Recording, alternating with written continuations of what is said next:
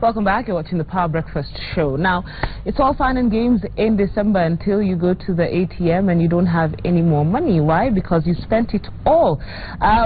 Is it a bit too late to be discussing money matters? Well, our guest this morning will tell us, and we're glad to be hosting Stanley Ngugi from Centonomy. A very good morning to you, sir. Morning to you. I think the first question is maybe you can tell us what you do with yourself. Okay, so my name is Stanley Ngugi from Centonomy. I am a trainer at Centonomy, and what we do at Centonomy is that we teach people how to create wealth. Okay. In personal financial management and entrepreneurship, and that type of thing. Okay, so financial advice is your docket. Is our docket. Yeah, all right. Now, 2015, and like we were saying earlier, has been a year that has been very interesting in the sense that I feel, especially for the young people, has been a very pressured year socially. And I guess it's purely because we have different forms of social media, so it's very easy for me to place a picture of an air ticket going ABCDFG, and then the effect is felt, all the way down. I know it's 1 week to Christmas. Chances are we've already spent all our money. I hope not. But are there any things you could tell us to do between now and next week Friday, so that at least when January comes, it's going to be easier for us? Okay.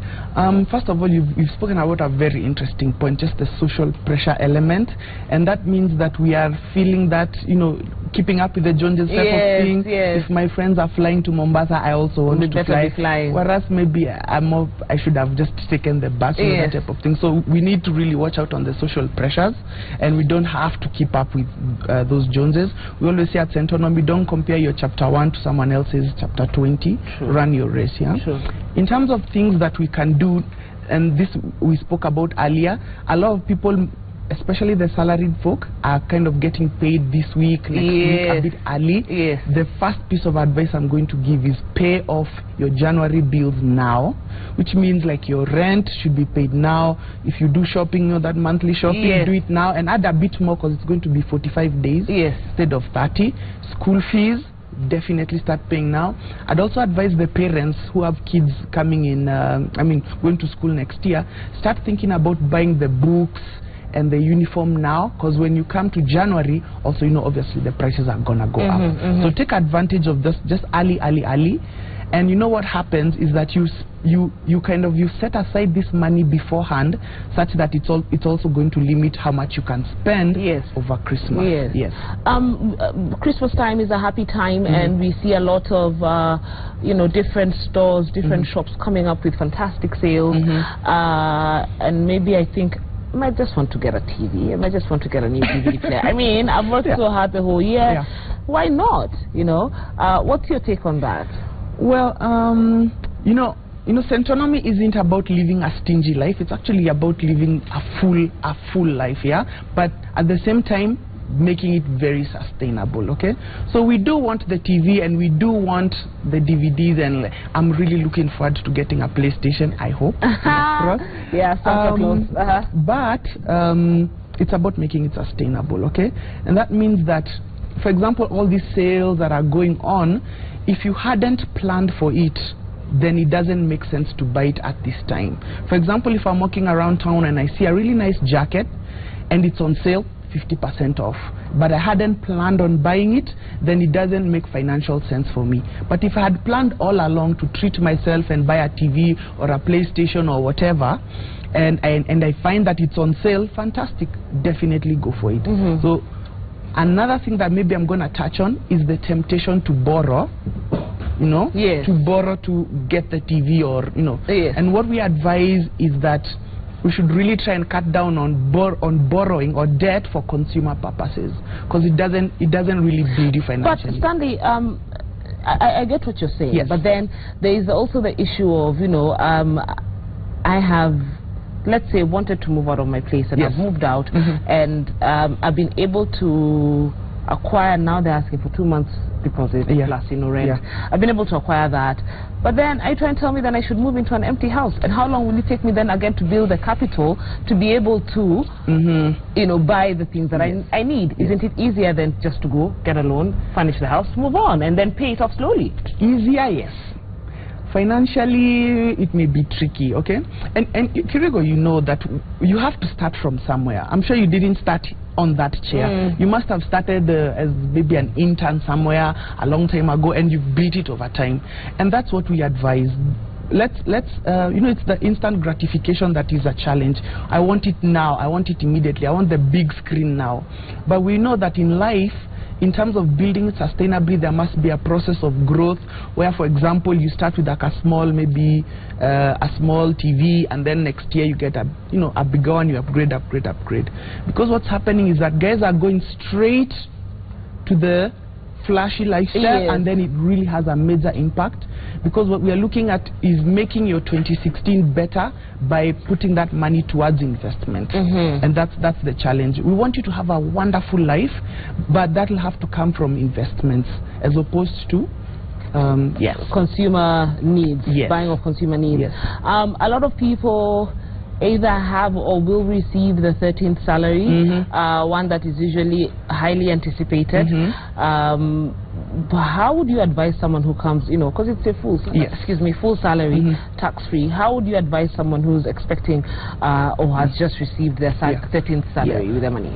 So the 13th salary, the bonus is, for those who get it, it's really fantastic, especially if you can use it in a wise way. So what I would say is that, yes, have in mind that it's the Christmas time, so maybe you can set aside a bit of it for, I guess, the enjoyment, the holiday season. But for those of us who have other financial responsibilities, it also presents a very interesting opportunity. For example, if you do have that debt that you had taken, maybe you have a car loan, it will be very interesting, or an education loan, it will be very interesting to put a good fraction of that bonus towards maybe clearing some of your debt. Of course, we know that the quicker you pay off your loan, the less like you actually pay, and it's significantly less. And I'd advise guys to go and talk to their banks, put in some of that bonus towards the debt, or start looking at, okay, how can I invest this, and as quickly as possible, because if you guys are like me, if you have money in the pocket, it's burning a hole, it's gone, So that's what I would advise. Pay off your debts, or look to where you can invest it quickly, because the longer you keep it near you, as in the faster it flies off. The faster it flies off. We've talked about 2015 and now Christmas is here. We've talked about what we need to do, at least in the next 1 week, to ensure that our January is easier and better.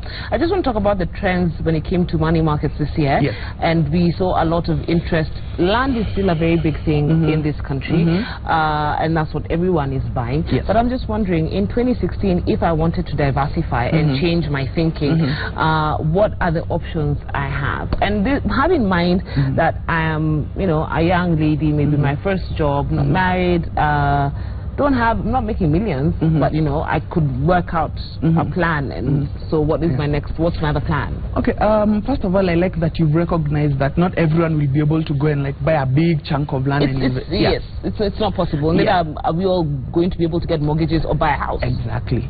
Okay, so what we are saying at Centonomy is that you start where you are with what you have. For example, if I can spare 5,000 per month, I'm going to try and find, for example, a business or something like that that can give me that can be actually done with 5,000 per month. And then I'd really encourage guys to just look at this small businesses, for example, making chapati, that has about a 20% return in profit, and 20% is really good. Or you look into shares, and shares are a long-term investment. Let's not have this again, I think it's instant gratification where I want to buy shares on Monday and sell them on Friday. Let's have a longer outlook on them and buy shares for 5,000 a month, and then over several years, that's when we can actually get to see the benefits. So because sometimes I feel like people feel like investing is for another class of people, but really it's about putting something aside for your future, for that life we were talking about that we want to live. So I'd advise guys, look at your options where you are. There's no general what I would say general advice on buy this, buy that, buy the other. It's about looking at where Kirigo I am and saying, this is what I can afford now, let me start working on it and building it pole pole. Yes. We've talked about, of course, societal pressure. Again, the young people getting carried away. I'm just wondering, we've also talked about the fact that you need to be very disciplined. Yes. How then do you start building financial discipline, especially now that we're going into 2016? Well, that's a good, discipline and finance, you cannot, absolutely not separate the two. Yeah, you have to be disciplined. How do you build it? What we have found during our Centonomy classes is the fact that if you connect your financial goals or your dreams to your savings culture, then it makes it far easier. Say, for example, this time I wasn't able to go on a nice holiday, okay? But in 2016, I know that I want to go, say, to Mombasa, Malindi, and I know how much that's going to cost, yeah? And I can come back to January and say, every month I need to then put aside 5,000 towards my holiday. Sure. That kind of gives you that discipline, and it allows you to say, it's not even so much of a sacrifice, it's, I would say, an informed decision. You know what I mean? It's about, I'm putting this money aside for something that I desire. It's not for the sake of putting it aside. Even the shares we were talking about, I know a very good friend of mine who, instead of maybe investing, for example, in an education fund, maybe they'll buy shares for their child. And that's the money that later they will liquidate and use as school fees. So that's how we do it. Link it to your goals, link it to dreams, and it makes it that much easier. So giving up that coffee at the coffee house worth maybe 200-300, it becomes very easy because you're thinking holiday versus coffee today. I get what you're saying, but then that 200-300 shillings, as we can say, okay, fine, let's not go to the coffee house, let's not have coffee, or let's carry breakfast at home. Yes. I want to understand how exactly we can, get that 300 shillings, because what happens usually is you have 1,000 bob. You go to the ATM, you withdraw 1,000 shillings, put it in your pocket, and then you come buy breakfast, 300. Do you get what I'm saying? So how exactly do you help someone get out of that rut? Because it's never really 300 shillings. It's 1,000 shillings that I've gone to pick from the ATM. Absolutely. Okay, so here there's a very interesting trick that guys can do, and this is called tracking your spending, okay? Which means that, and this is something that I encourage all your viewers, every single coin that you spend, every single coin that gets out of your pocket, you write it down. Say, I spent 300 on coffee, I spent 200 on lunch, I bought that blouse for, I don't know, 500 shillings, you just write it down. And what happens is your mind starts to recognize what's important and what's not important. And you start asking yourself, did I really need to buy that coffee? And then that also gives you that impetus to make a change in your life. The other thing that they can do in addition to tracking their spending is the 1,000 bob that they would have withdrawn from their ATM, if they can make that just that much harder for them to access. For example, for myself, I put my money, immediately it comes in, I put it somewhere where it's not so easy to reach using my ATM or other mobile money platforms, right? Because that just gives me for me to go and withdraw it, I have to delay a bit. It's a process, and I'm now starting to think, okay, did I really need do I need to go to the ATM? Actually, and let me just add this, the ideal situation would be, once you receive your income, whether from business or salary, you should save and invest first and then spend what's left. Okay? So in essence, it doesn't really matter what you spend on. Someone just said it's the other way around.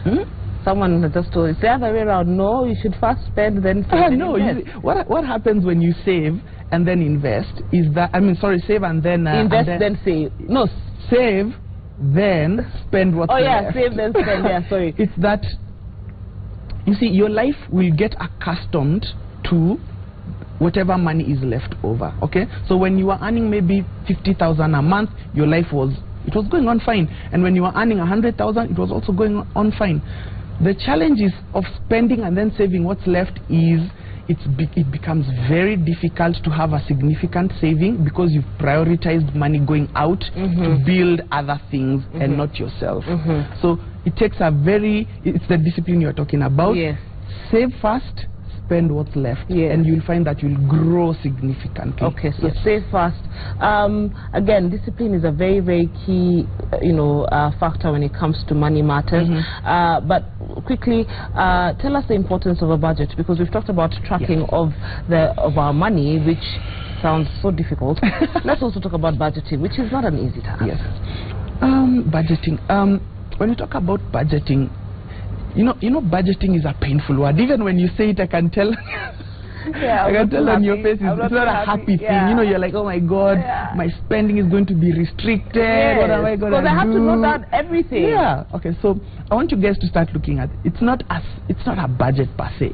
It's a spending plan. It's a plan. Such a cool word. Yeah. Spending plan. It's a spending plan. You see, it's a plan for how I am going to spend. And that gives you a different thought in your mind. It's to say that these are the things that I think are important to spend money on, and these are my priorities. As a matter of fact, we advise at Centonomy that you actually, it's not just like a list of items and how I'm going to spend them. You can even categorize them in terms of priority. Like, this is the most important items that I must spend on, and then the lower items on the list are things that maybe if I lost my source of income I wouldn't really do. Maybe I wouldn't buy that coffee, or I wouldn't go out for lunch that day. I'll just carry food from home.